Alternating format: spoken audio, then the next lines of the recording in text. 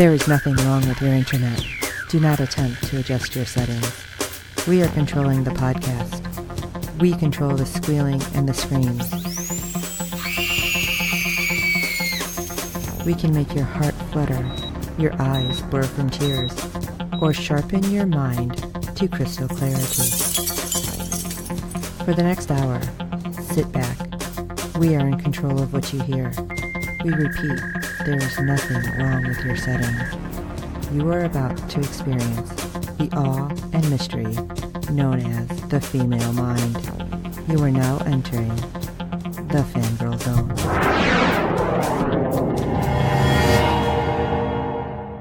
Hello everyone and welcome to SyFy Talk on the Fangirl Zone, a podcast where we discuss shows on the SyFy and USA networks. I'm Sean Fangirl S. And I'm Steve, and tonight we'll be discussing episode 9 of the event series, The Purge. Oh, lordy. Was not expecting what happened. Like, not even a little bit. Yeah. So, before we get into all that. Trials everywhere. Oh, my God. Before we get into that, why don't you hit us with the ratings news? All right. Episode 9 brought in a 0.37 in adults 18 to 49 with 0.917 million viewers, making it the 5th overall cable show for the day. We have a live +3 for episode 7. It tied for 21st in adults 18 to 49, going from a 0.4 to a 0.8 for an increase of 100%. And the live +7 for episode 6 tied for 11th in adults 18 to 49, total gain increasing from 0.4 to 0.8. It tied for 20th in adults 18 to 49 percentage gain with a 100% increase. It was 10th in viewers total gain, increasing from 1.010 to 2.024 for an increase of 1.014 million viewers. And it wow. And it was 15th in viewers percentage gain, increasing by 100%. Wow. Yeah, that's some awesome numbers there. Yes. Okay, so first of all, we're really down to 2 storylines now. Yeah. So much has converged. So episode 9 was entitled, I Will Participate. Okay, that sounds great. Guess that means somebody's going to purge. Yeah. So let's start with Miguel, because we already know Penny was taken. And of course, he's going to be like super half-cocked and ready to go get her. Right.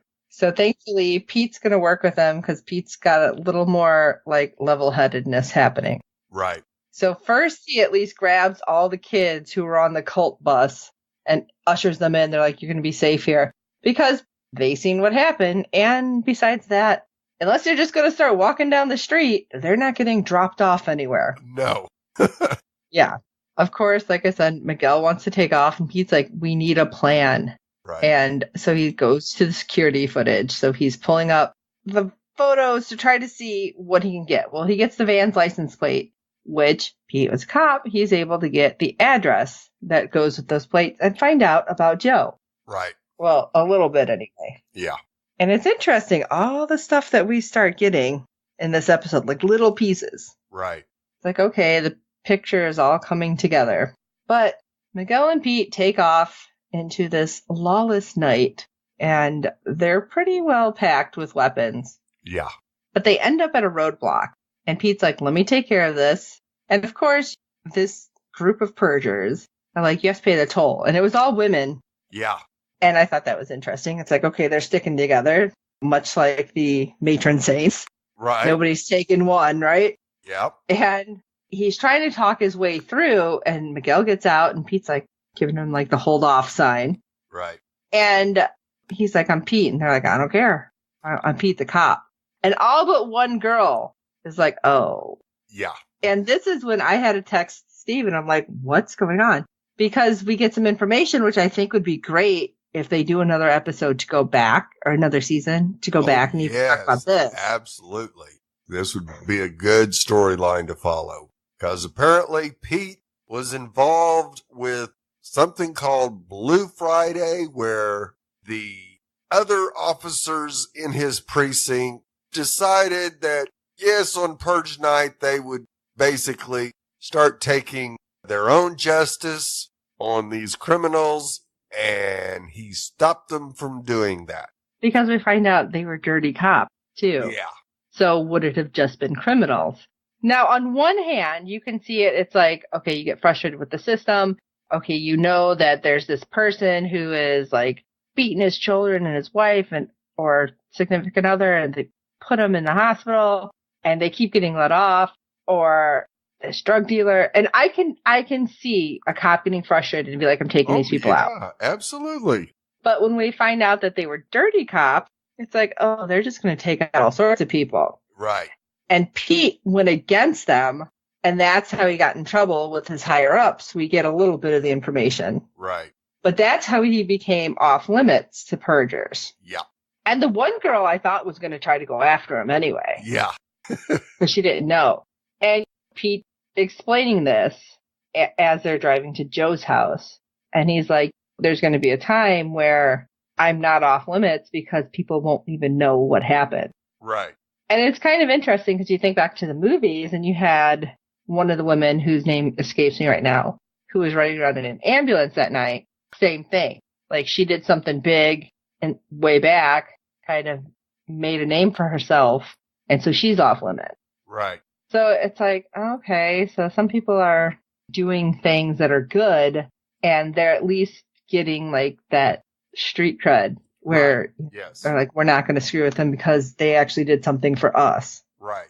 But as they continue their journey, I'm thinking, oh my gosh, yeah, you have one girl who looked to be close to the same age as the rest of them, but already didn't know. Right. So this is going to last, another 5 years maybe? Yeah, at the most. Yeah, I think things could go bad soon, but I'd like to know a little bit more about that. Yeah, I would too. But the pair end up at Joe's house. And it's interesting, too, because Miguel's like, oh, I'd like to live in a place like this. And he's like, this is the suburbs. It's just as bad the city. It just doesn't look like it. Right. It's like, ooh, interesting. Yeah. Well, and you kind of got the feeling that the roadblock was basically a bunch of housewives protecting their neighborhood. Saying, no, you're not coming in this neighborhood and killing people. You got see, I didn't even think about that. First. Yeah. Oh, yeah. At least that's what I took it as. Oh, yeah, like blocking their subdivision or something. Yep. I can see that. Yep. But when they go to the house, like they're trying to check it out, it's booby traps. Yeah. But thankfully, Miguel was able to at least get one of them fixed so they can get past it. Right. Defused is really the word I want. But they go in and can't find anything. And then you hear Joe's dad, who's like, Joe, is that you? Really? Yeah. If somebody's in there and he didn't say, Dad, it's me, that you really want to yell out? Right. Do you not know what the day is? Yeah. We find out that his father is deathly ill, and he's just thinking it's hilarious because nothing's going to stop his son from doing what he needs to do. Right. And he's like, do you even know what your son's got going on? Have you seen his little art project? And he's like, yeah, he's going to purge at that school. Yeah. And I loved it because there was so much shit up on that wall. Pete actually picked out that there was a school up there. Right. And he's like, wait, that's a closed down high school, right? Yep. And the dad's just laughing. And Miguel's like, what do we do? You aren't going to be able to get in anyway. Right. Like, go ahead and kick the bucket already. I'm like, okay, well, good or bad, this is going to happen. And they get in the car, and this is what I thought was weird. I'm thinking, how the hell did these guys track them? Because they're about to drive away, but before that happens, Miguel's like, RPG, they jump out, disappear because they're not there. Right. And the back of that Chevelle just goes up. You go, oh, no. All their weapons. Yeah. All the weapons, that beautiful car. Oh, yeah. Oh, Rex, you're a dead man. But how did he find them? You just happened to follow from the bar? I mean, what? I have a feeling that, yeah, he probably had some of his men hanging out around the bar, and as soon as they got in the Chevelle and drove off, he got called. I guess. I just was like wondering about that, but Rex is like, I told you not to mess with my business. Now pull out the bodies, otherwise nobody will believe us. Right. Okay, who's nobody? Paid. Yeah. And, oh, hey, there's nobody there. Guy's like, there's nobody in here. There's no bodies. Good. They got out. Yay. Yeah. But are they going to make it? And does this mean everybody's going to converge on the high school then? Right. Unless Rex gets in and gets the information from his dad, which it wouldn't surprise me. That's true. Although I kind of want him to go in their front door. Yeah. Me too. Go ahead, go kick that in. Poof. Yeah. You get what you deserve, but no, I kind of expect the final episode to be just everybody dies. Massive bloody mess in the school. I believe that. Yep. Well, last episode we found out about Joe, that he wasn't saving people like we thought. Well, we didn't know what he was doing for the longest time, but it appeared to be saving people, but no, he was saving them so he could purge them. Yes, because this is the people who profited or wronged Joe in some way. What? Yeah. So we have Penelope, Jane, Rick, Jenna, and 3 other people, which is interesting because the one woman, we thought he just happened upon her. Right. The first one who had people breaking in, because he was looking at something on his phone, looked back to see it happen, but she's one of them. Yeah. So it's like, okay. Makes me wonder who that couple was in that grocery store then, that he was like so upset that he couldn't grab. Right. Yeah. What possibly could they have done wrong to him? Right. Well, apparently this is months of planning. Yeah. And he was able to tag them with like a chemical tracker, which explains how he was able to find Jane. Yep. But how weird is that? Yeah. And it's like, what is going on? Well, Joe wants justice, and we're going to hold a trial. I'll present my case, and you can defend or confess. And then if I accept it, you'll receive mercy. He doesn't say set free. No. He says mercy. So first up is a former classmate who apparently bullied him into doing his homework and humiliated him where like he wasn't even allowed to go to the bathroom. Right. And so Joe ended up, young Joe, I don't know if this was supposed to be like grade school, high school. It had to be high school. He ends up peeing his pants. And of course, this goes back and forth. And the guy keeps saying, it wasn't me, it wasn't me. And finally he admits it was. And he's like, I'm sorry, I was a jerk. Because Joe even says, my dad beat me because I got suspended because I was outside going to the bathroom. And I let you do this to me. Yeah. And Charlie's like, I'm homeless. I've been homeless for I don't remember how many years he said. Many years. He's like, maybe that's my punishment. Right. So you kind of feel bad for Joe and you understand, but I'm like, holy crap, he's holding on to this for how long? Yeah. And then he's like, I forgive you. And he hugs him and stabs him. At the same time. Yeah. It's like, okay, I gave him mercy. Yeah. What the hell? Wow. And then he drags him away. Holy crap. That's all. I was like, well, I wasn't expecting that. Yeah, but it gets worse. Yeah. Because, of course, next is Eileen, who was the woman who relayed the message that they were shutting down his former place of work and just not good. Now, of course, before he lets her out, we have a little conversation with Jane trying to get all of them on the same page that they're going to get through this. If we work together, there's more of us than him. Joe opens the cage, and what does Eileen do? She bolts it. Yeah. Way to stick to the program. Yeah. Runs off the stage and up the aisle, gets to the doors, opens them wide, and gets blasted. You should have known when he was just like, oh, Eileen, don't run. It's like, uh-oh. Yeah. The hell? He had already told him there's no getting out and no getting in. So the whole place is rigged. Yeah. You did not do that in one night, dude. No. So everything you've done is illegal. Absolutely. And then we get Jane. And I really thought she was still going to try, like, to rush him. Right. But I think everybody was so freaked out about Eileen getting shot by just the door. Right. Yeah, it blew her 10 feet back. So she took the blunt of a couple of big shotguns. Yeah. Cool. Oh, Jane, we get a flashback. And they went on a date once from a dating app. And boy, was that awkward. Oh, big time. Yeah. Because Jane's like, oh, this is a little less fancy than I thought. And he's like, well, not like you were dressed for fancy. And she's like, okay. Now, at that point, I can see it being like, all right, I'm going to let this go. Right. But then it just went downhill from there. Oh, absolutely. Joe just makes racist remarks, insisting that Jane received her job because of her race. Oh, that she should be loud and sassy. Right. Oh. Oh, and that the only reason she got into that real good college was because they had to make a quota. Right. I was like, oh my God, dude, stop talking. Yeah. Just stop. So, of course, Jane excuses herself to go to the bathroom and never comes back. And that was she paid for a meal. Yeah, she paid for both meals. And that's what pissed him off, too. Yeah.